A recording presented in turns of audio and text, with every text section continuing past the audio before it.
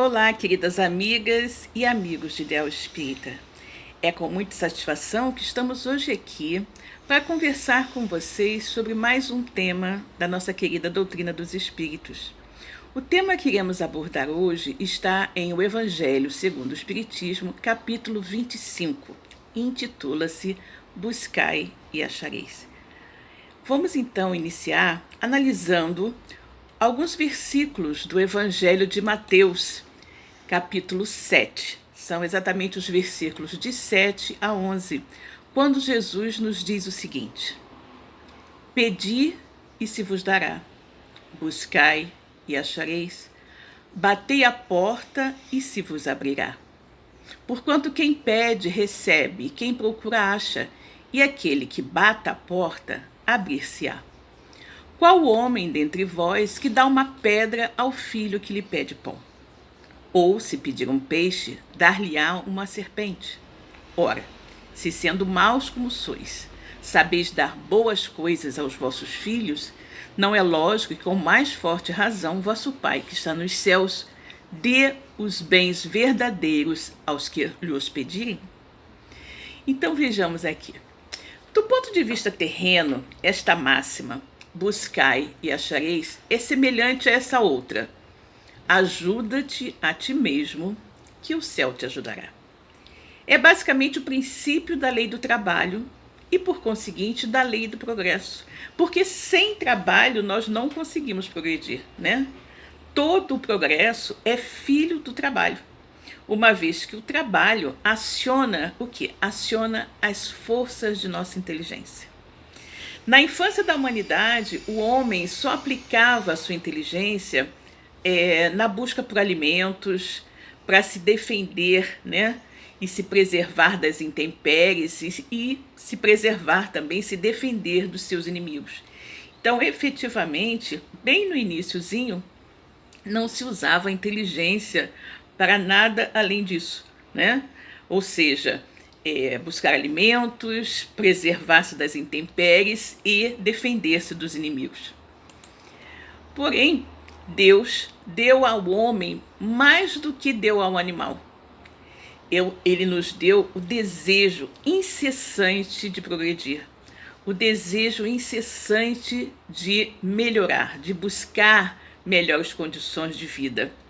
E é esse desejo justamente que nos impulsiona a pesquisar meios, né, de melhorar a nossa vida. Porque nós nunca estamos naturalmente satisfeitos com o que temos, nós sempre queremos alguma coisa a mais. E é esse desejo que leva os homens às grandes descobertas, às invenções, ao aperfeiçoamento da ciência, porque é a ciência que nos proporciona aquilo que nos falta. Por meio das pesquisas, né, a inteligência do homem se engrandece e, consequentemente, também o seu senso moral vai se depurando, né? Então é muito interessante nós considerarmos isso, né? Deus criou todas as criaturas, mas criou o homem. A todas deu um instinto, mas ao homem, além do instinto, deu também a inteligência.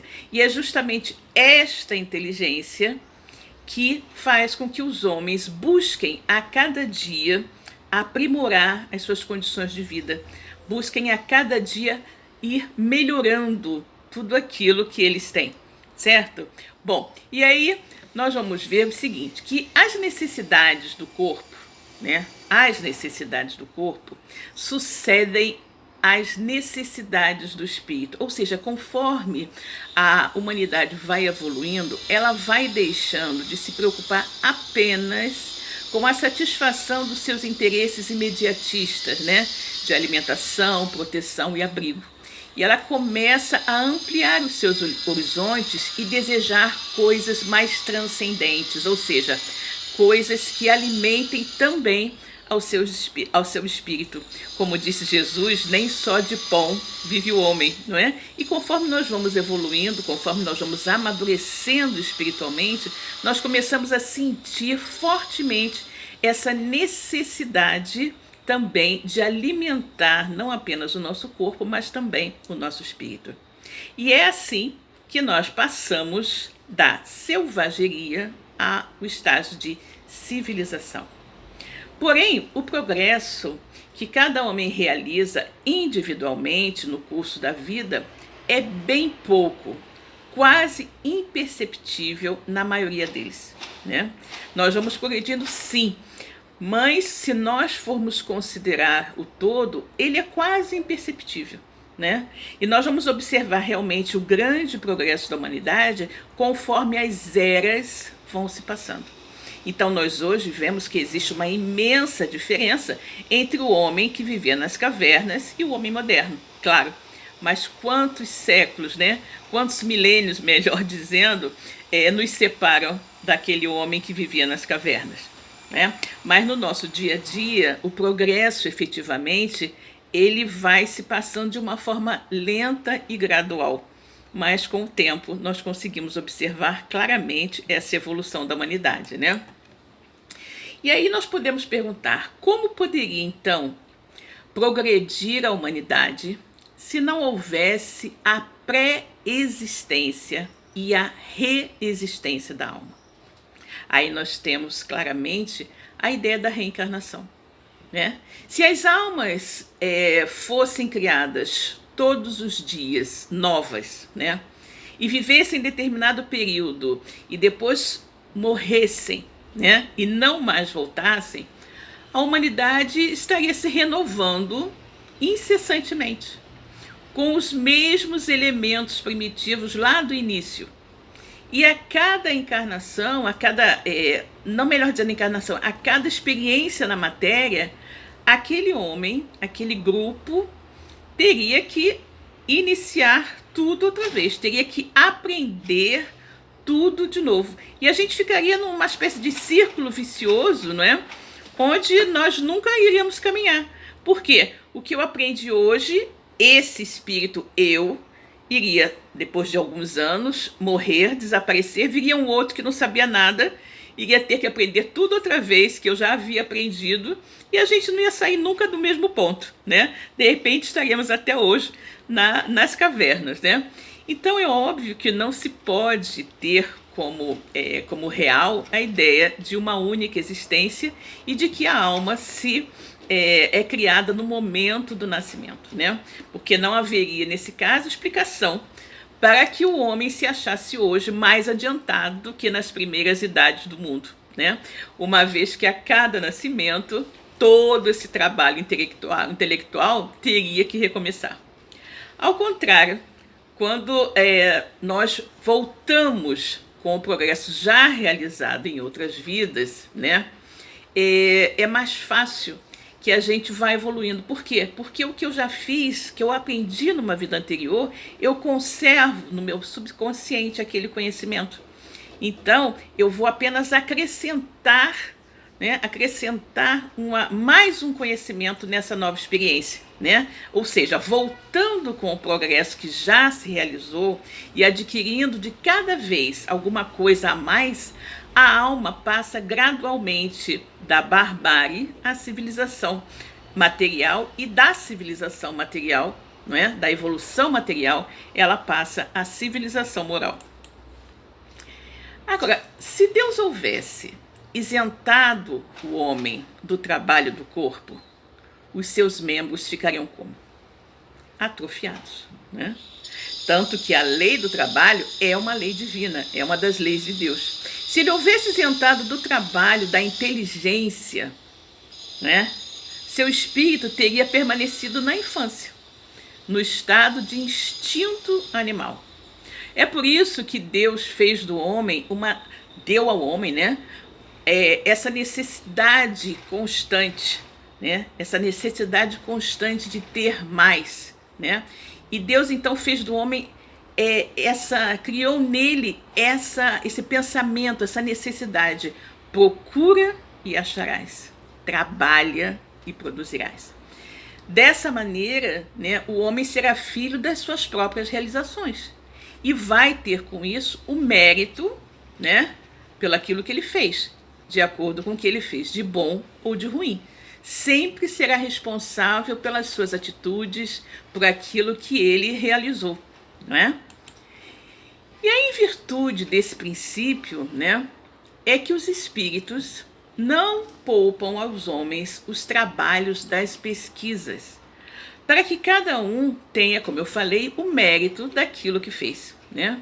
Os espíritos não nos trazem já feitas e prontas para serem utilizadas, né? Descobertas, invenções, de modo a que o homem não tenha mais do que simplesmente pegar e usar, né? Não tenha o incômodo de se dar ao trabalho de pesquisar, né, de trabalhar em cima daquilo até descobrir. Ou seja, não tenha nem mesmo o trabalho de pensar. É óbvio, né, que se assim fosse, o mais preguiçoso dos homens poderia enriquecer-se e o mais ignorante tornar-se sábio à custa de absolutamente nada, porque os espíritos terão trazido tudo para ele de bandeja, como se costuma dizer, né? E ambos, né, iriam, o preguiçoso tanto o ignorante conseguiriam coisas sem mérito algum e ainda achariam, né, que tinham feito sozinhos, né? Bom, mas isso, graças a Deus, não acontece e os espíritos não nos isentam, né, do trabalho. Não isentam ao homem do trabalho, que, como eu falei, é uma das leis de Deus. Os espíritos vêm unicamente mostrar-nos a meta que nós devemos atingir, o caminho que nós devemos seguir. Os espíritos dizem, é como se eles dissessem efetivamente, anda e chegarás. Toparás com pedras, obstáculos, afasta-os e prossegue, né? Os espíritos vêm nos dar a força, o bom ânimo necessários para que nós consigamos atingir os nossos objetivos, né? E eles vêm nos dar essas orientações, esses conselhos, essas instruções, e nós vamos seguir se desejarmos, né? Eles estão ali. Não é à toa que nós temos o nosso guia espiritual, temos os espíritos simpáticos, temos todos aqueles que estão ao nosso lado para nos auxiliarem na nossa caminhada evolutiva. E eles vão nos orientar. Nós iremos seguir o seu conselho ou não, porque afinal de contas, acima de tudo, está o nosso livre-arbítrio, né? E aí nós temos que pensar exatamente, né? Do ponto de vista moral, essas palavras de Jesus, né? Ajuda-te a ti mesmo, que o céu te ajudará, pedi e obtereis, né? É como a luz que clareia o caminho, né? Que clareia o caminho e que nos diz onde seguir. Nós, quando pedimos a Deus, quando nós estabelecemos uma comunicação com o alto, através, obviamente, da prece, nós estamos chegando a Deus e dizendo para Ele, eu preciso disso, eu preciso daquilo, por favor, me ajude. E nós chegamos ao Pai de uma maneira simples, de uma maneira humilde, conscientes da nossa inferioridade, da nossa pequenez, conscientes também de que Deus nos concede aquilo de que nós precisamos, necessitamos verdadeiramente, né? O pedir e obtereis, buscai e achareis, tem toda esta conotação. Nós temos, a olhar por nós, um Pai amoroso, bom, que só deseja o nosso bem. Se nós, como pais terrenos, não é, cheios de defeitos, cheios de imperfeições, estamos sempre olhando pelos nossos filhos, estamos sempre cuidando deles, observando as suas vidas e vendo o que eles efetivamente precisam para podermos auxiliá-los quando eles precisarem, não é? Porque Deus, que é infinitamente perfeito, justo e bom, não faria isso por nós, que somos seus filhos, suas criações? É claro que sim. E faz, obviamente, digamos assim, num nível muito maior, né? Muito maior, porque Deus sabe exatamente daquilo que nós precisamos. Exatamente daquilo que nós precisamos. Eu costumo dizer que nós, quando pedimos a Deus alguma coisa, nós pedimos com base no conhecimento que temos da nossa vida de hoje, com base em nossos interesses imediatistas, porque nós não conhecemos toda a história, nós não conhecemos toda a nossa vida, não é? Então, é complexo nós pensarmos, né, nós pensarmos que eu desejo isso e aquilo, aí você vai e pede a Deus, né? Você vai e pede a Deus que lhe conceda tal e tal coisa. Porém, muitas vezes, aquilo que você pede a Deus não é aquilo que você necessita. E até mesmo se aquilo lhe for concedido, poderá lhe causar um enorme atraso no seu processo evolutivo, né? No seu processo evolutivo. Porque nós precisamos vivenciar aquilo que nos fará crescer. E nem sempre o que nós pedimos, né, é aquilo que precisamos. Vamos imaginar, por exemplo, alguém que desejasse passar em um concurso público onde teria um cargo alto de decisão e tudo mais. E aquela pessoa estuda, faz de tudo para conseguir aquele cargo, faz a prova, na hora fica nervoso e não consegue, né? E não consegue aquele cargo. E aí nós vamos pensar, puxa vida, coitado, estudou tanto, trabalhou tanto para conseguir passar nesse concurso e não conseguiu. Nós estamos vendo apenas sob a nossa ótica estreita da realidade dos dias de hoje.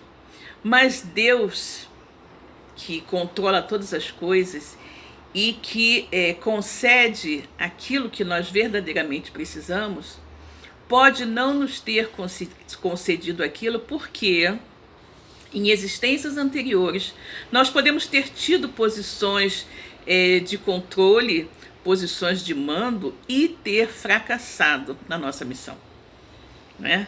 Então, justamente para que nós não caiamos no mesmo erro outra vez, não é? É que Deus não nos permite nessa encarnação chegar a uma posição de mando, de controle do bem público, não é? Porque nós podemos cair de novo no mesmo erro.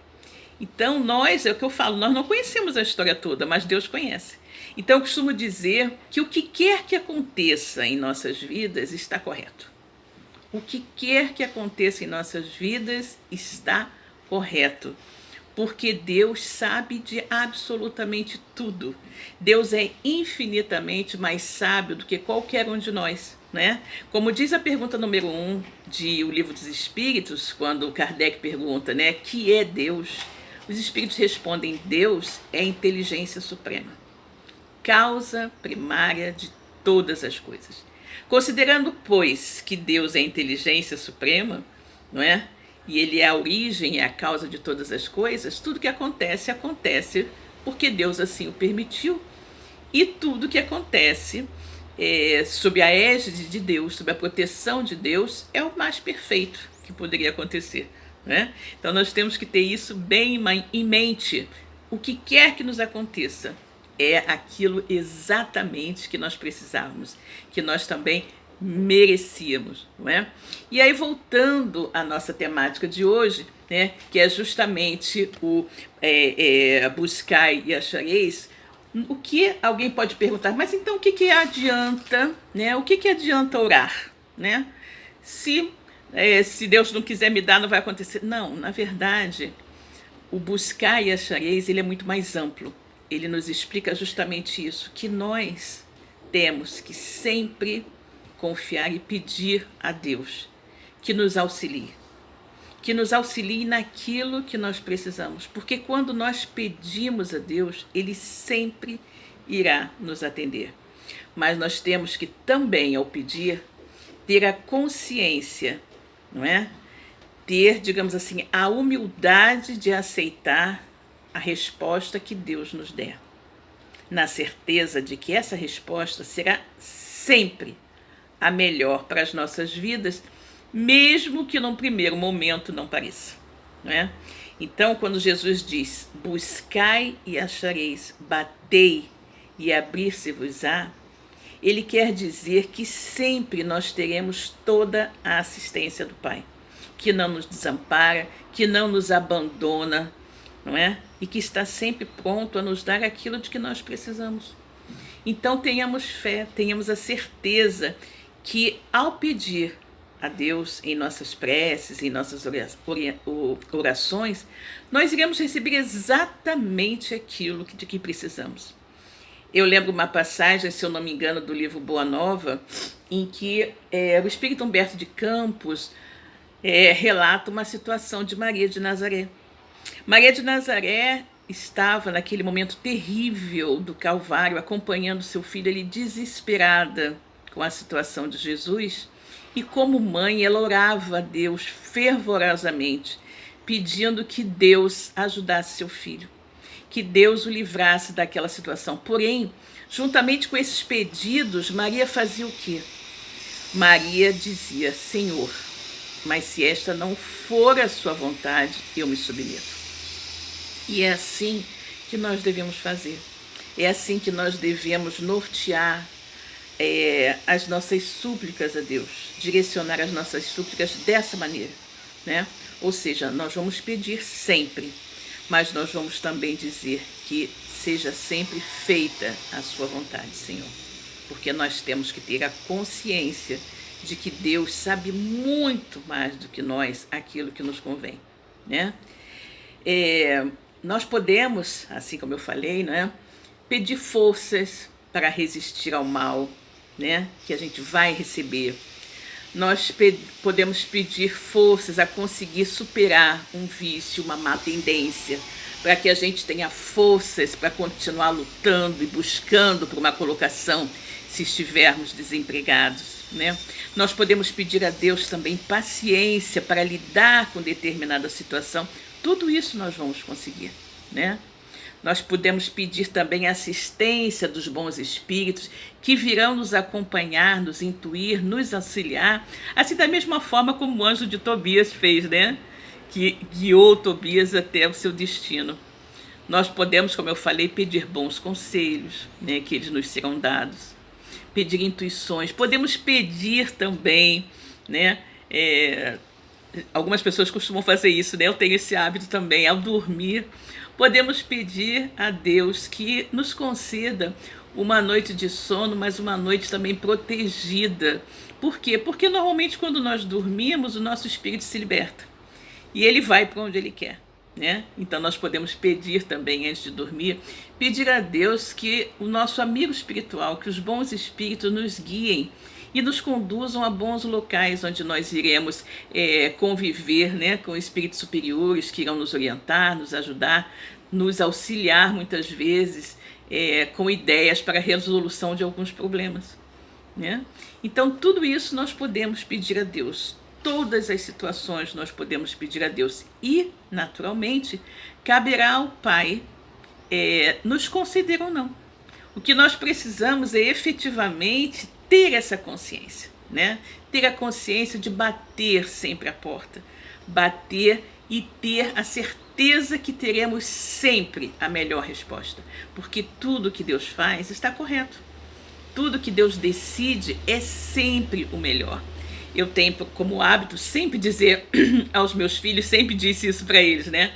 Não importa o que aconteça, o resultado vai ser o melhor, né? Às vezes estão fazendo entrevistas de emprego, ou uma questão até mesmo na universidade, uma coisa ou outra, eu sempre digo, não se preocupe, faça a sua parte, faça a sua parte, que de acordo com a sua necessidade, o seu merecimento, você vai receber exatamente aquilo que precisa. Não é?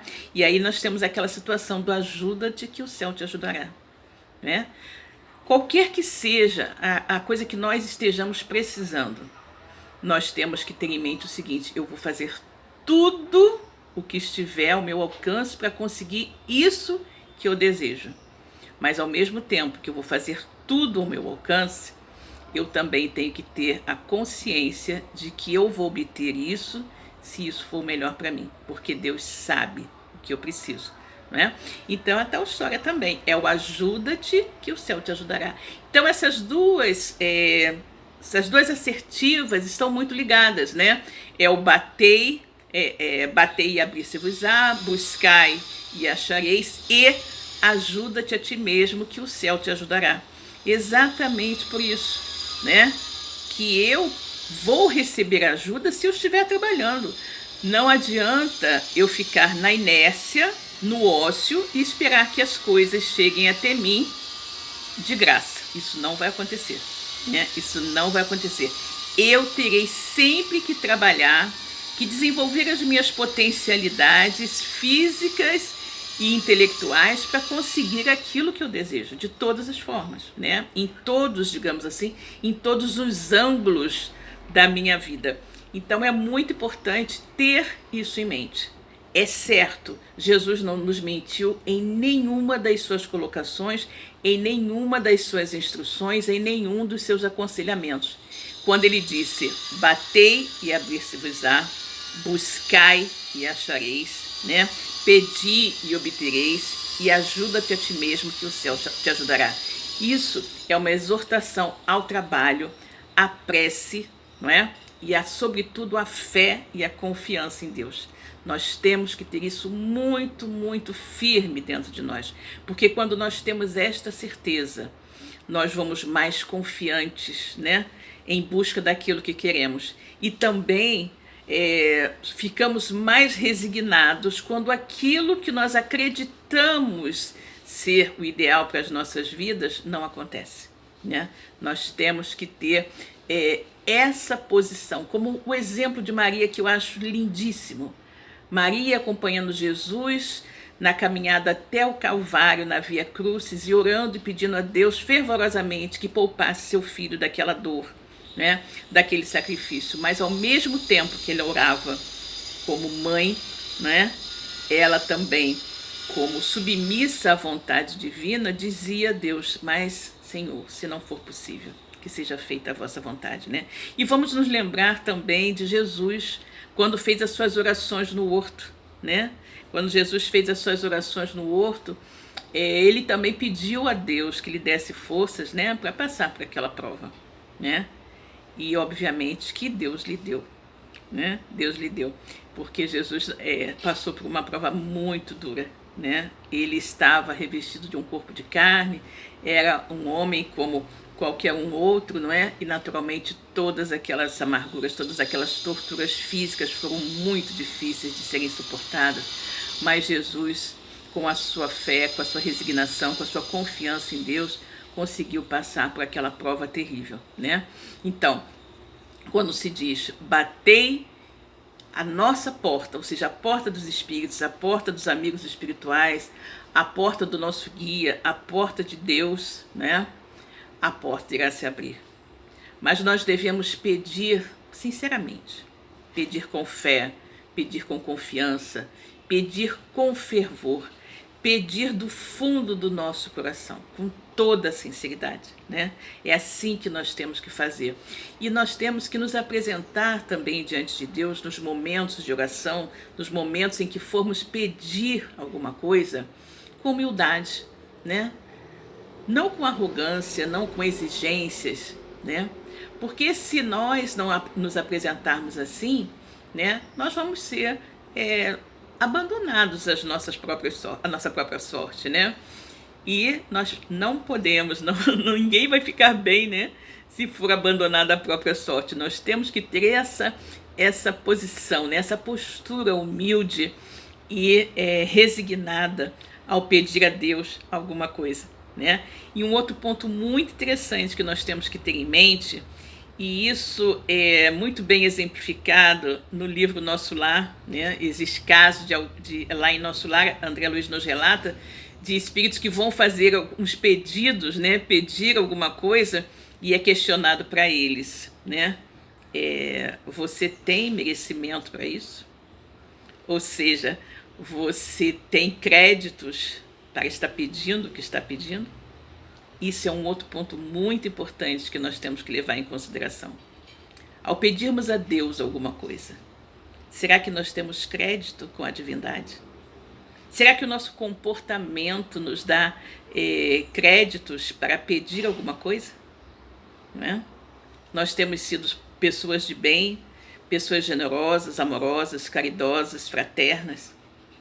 Temos agido e vivido conforme os desígnios divinos? Temos vivido de acordo com a lei de Deus que está dentro de nós e que nos chama a atenção quando a gente está desviando o caminho pela campainhazinha da consciência?